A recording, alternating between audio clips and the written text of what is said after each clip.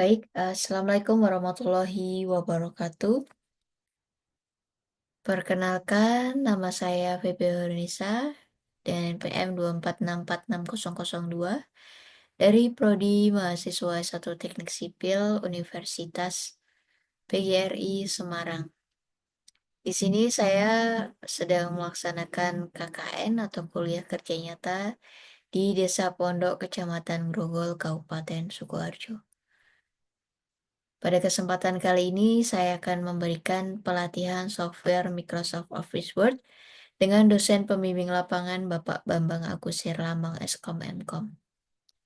Pertama-tama saya ucapkan terima kasih kepada pemerintah Desa Podo yang sudah memberikan waktu dan kesempatan bagi saya untuk bisa mengisi pelatihan software kali ini dari program KKN.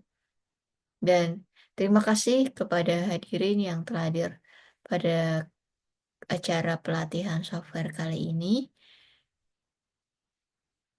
Dan selanjutnya saya akan langsung ke materi pelatihan software Microsoft Word. Nah, jadi software Microsoft Word ini sangat membantu untuk Bapak Ibu semuanya yang sedang bekerja, mungkin butuh untuk mengerjakan laporan, atau untuk teman-teman yang sedang bersekolah atau sedang berkuliah. Ini software Microsoft Word ini sangat penting. Maka dari itu, saya akan memberikan beberapa pelatihan yang menjadi poin penting dalam pembuatan laporan, yaitu yang pertama, yaitu membuat daftar isi otomatis. Ya, bagaimana cara membuat daftar isi otomatis dalam pembuatan laporan? Yang pertama, yaitu menentukan dulu format isi dari suatu laporannya. Jadi, laporannya ini kita pengen buat seperti apa? Misalkan isinya tuh ada kata pengantar, daftar isi, daftar gambar, daftar tabel, bab pendahuluan, pembahasan, penutup dan sebagainya. Terus ada subbabnya, ada latar belakang, rumusan masalah, dan lain sebagainya. Nah, itu kita harus menentukan dulu format penulisan laporannya. Ya, selanjutnya, itu melakukan pembuatan setiap bab menggunakan heading 1. Nah, misalkan pada heading 1, kita pengen buatnya di bagian kata pengantar, daftar isi, daftar gambar, daftar tabel, bab pendahulu, judul setiap bab. Nah, itu kita bikin format yang sama. Nah, itu kita klik heading 1 pada menu home. Heading 1 ini klik kanan, kita klik modify. Nah, setelah dimodify, ini heading 1 sudah benar ya. Di modify-nya ini kita formatting. Misalkan menggunakan huruf Times New Roman ukuran 12, di bold, terus paragrafnya di tengah. Atau bisa juga di setting untuk space-nya 1,15 atau 1,5. Nah, lalu klik OK. Klik OK. Nah, itu sudah terformat. Di setiap babnya tuh pakai heading 1. Yang ketiga, setelah kita menentukan itu tadi, misalkan kita pengen buat nomor subbabnya. Jadi misalkan pada bab 1 tuh ada subbab 1.1 latar belakang, 1.2 rumusan masalah, 1.3 dan lain sebagainya.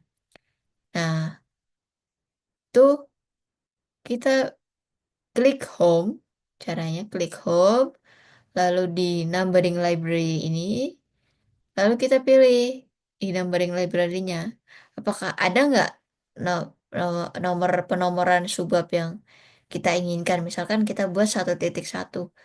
Kebetulan di sini ada 1.1, 1.2, 1.3. Nah, lalu kalau misalkan nggak ada, misalkan kita pengen buat 1.1.1. Nah, itu caranya gimana? Nah, itu caranya misalkan tidak ada di numbering library ini, kita klik define new number format. Kita klik define, misalkan pakai 2.2.1 nih, kita klik. Nah, itu define new number formatnya, tinggal diganti formatnya. Penomorannya tuh diganti 1.1.1. Nah, itu untuk apa? Misalkan di latar belakang ini ada poin penjabarannya lagi gitu. Ya, kayak di nomor kayak seperti di bab 2 pembahasan. Nah, ini dari 2.2 itu ada aspek hukum perusahaan Agung Podomoro Land Tbk. Nah, itu ada 2.2.1-nya ada aspek manajemen. Terus kita ada aspek sumber daya manusia. Nah, itu bisa dibuat pakai seperti itu.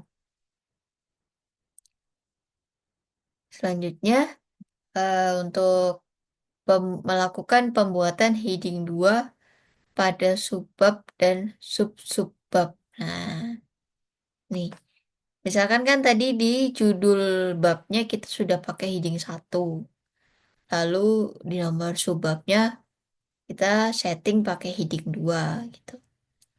Ya, kita klik di home tadi, kita cari heading 2. Klik kanan, klik modify. Nah, di propertiesnya ini namanya sudah yang heading 2 ya. Terus kita formatting. Nah, pengen hurufnya pakai apa? Times New Roman, Arial, Calibri, atau seperti apa. Hurufnya 12, kita klik bold. Terus space-nya berapa, itu yang kita inginkan, kita klik OK. Oke. Nah, itu formatnya sudah pakai heading 2. Nah, selanjutnya,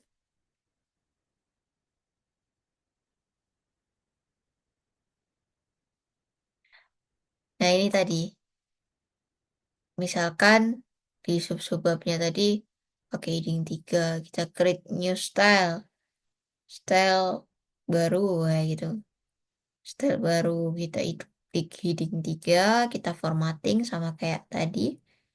Misalkan di 2.2.1 kan tadi subbabnya pakai heading 2. Nah, kita sub-subbabnya lagi kita pakai heading 3, pakai ini lagi ke heading selanjutnya ya itu bisa mau banyak headingnya itu bisa di create a new style. Stylenya itu kita bisa kasih nama misalkan style 1, style 2, style 3 itu bisa disetting lalu kita klik OK. Itu sudah beda-beda misalkan. Nah, ini untuk menunjukkan navigation pane pada hasil pembuatan heading. Nah, misalkan kita pengen lihat dulu tadi hasil kita bikin heading 1, heading 2, heading 3 itu nanti di daftar isinya seperti apa sih? Nah, ini jadi kita bisa klik view, lalu kita centang di tulisan navigation pane. Nanti di sebelah kiri ada, nih ada contohnya seperti apa. Jadi hasil headingnya tadi. Misalkan kan di tadi judul babnya pakai heading 1, nih kata pengantar pakai heading 1. Lalu agak menjorok lagi kita tadi pakai heading 2 di subbabnya. Terus lagi di sub-subbabnya tadi pakai heading 3. Jadi seperti ini. Nah, nanti kurang lebih tampilan di daftar isinya seperti di navigation pane ini tadi. Lalu, bagaimana memunculkan hasil pembuatan daftar isi otomatis biar tampilannya kayak di navigation pane tadi sesuai dengan format daftar isi, standar daftar isi. Nah, caranya gampang yaitu kita klik reference, lalu di update tabel. Update tabel ini nanti kita klik lah, itu lalu muncul update table of content. Nah, ini kursornya ditaruh di tulisan bawah daftar isi, lalu kita klik update entire table. Kita klik OK. Nah, nanti langsung muncul tampilan seperti ini. Misalkan kita mau rapikan penulisan, kadang kan kalau konten gini belum sesuai standar, tulisannya masih pakai Calibri body.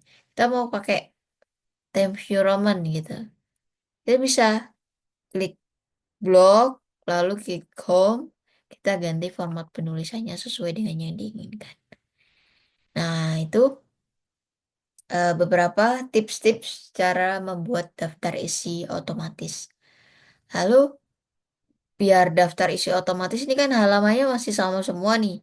Nah, langkah penting selanjutnya yaitu membuat nomor halamannya. Nah, membuat daftar halaman otomatis itu kita klik layout.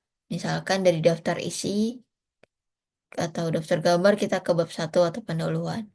Nah, itu kan sectionnya kita pengennya angkanya beda. Kita pengennya misalkan untuk buat daftar-daftar itu tadi pakainya Romawi di tengah. Untuk bab 1 pendahuluan ada di pojok kanan atas. Lalu untuk isinya ada di tengah bawah. Nah, itu caranya kita klik layout dulu. Kita bedakan dulu sectionnya. Jadi headernya itu, header filternya itu kita bedakan dulu pakai layout. Klik layout, lalu klik break. Di break ini, di break ini kita klik di section break, lalu pilih next page. Nah, itu kita taruh di kursornya taruh paling bawah, lalu diklik next page. Nah, itu section halamannya sudah berbeda. Selanjutnya, untuk membuat nomor halamannya seperti apa? Nah, membuat nomor halamannya itu kita bisa klik desain, terus pilih flag number. Misalkan kita pengennya di tengah bawah gitu. Yaitu kita bisa pilih bottom page-nya, kita bisa pilih yang di tengah. Terus nanti pengennya yang di bab 1 itu ada tulisan yang di judul bab, kita pengen di pojok kanan atas. Nah, itu bisa pilih top of page, kita pilih yang kanan atas tuh bisa. Ya, jadi caranya dibedakan seksinya, lalu kita pilih penomor halamannya pengen seperti apa. Lalu untuk pengennya ini kan dari sini angka biasa, kita pengen angka Romawi. Nah, nanti bisa klik di format page numbernya, kita bisa ganti angka Romawi, kita bisa kayak angka biasa itu bisa. Nah, untuk biar nomornya nggak sama semua, di kita kan klik future-nya atau header-nya tadi, tergantung. Misalkan kan tadi penomorannya bottom of page di tengah bawah gitu. Kita klik future, klik kursornya di situ, terus ini same as previous-nya itu link to previous-nya dimatikan. Nah, itu otomatis misalkan pada section 3, otomatis nomor ke bawahnya itu langsung urut. Jadi tapi kalau link to previous-nya itu nyala atau same as previous-nya nyala, itu nomornya sama semua. Misalkan kita bikin nomor 1. Jadi di section itu kalau yang link previous-nya masih nyala, ya satu semua. Tapi kalau link previous-nya itu mati, itu pada section 3 itu nomornya bisa urut, bisa 1, 2, 3, dan sebagainya. Nah, mungkin cukup. Nah, nanti tadi setelah itu tadi kita pengen biar apa daftar isinya rapi ya tadi ya. Itu bisa di update enter table lagi, tinggal klik OK.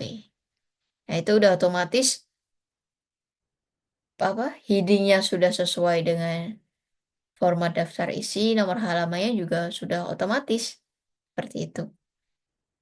Nah, mungkin cukup sekian kata dari saya dalam pelatihan software Microsoft Word pada hari ini. Apabila ada yang ditanyakan, nanti nextnya kita akan berlatih ya. Nanti ada salah satu contoh mungkin ada yang ditanyakan. Nanti saya akan memberikan tutorialnya secara langsung kalau ada yang masih bingung. Baik, cukup sekian akhir kata dari saya. Saya ucapkan terima kasih kepada seluruh hadirin yang sudah datang pada acara pelatihan software Microsoft Word pada hari ini, dan saya ucapkan terima kasih banyak kepada pemerintah Desa Pono yang telah memfasilitasi kegiatan KKN di Desa Pondok ini. Dan akhir kata saya ucapkan terima kasih dan mohon maaf yang sebesar-besarnya apabila ada kata-kata dari saya yang kurang berkenan di hati para hadirin semuanya. Akhir kata, wassalamualaikum warahmatullahi wabarakatuh.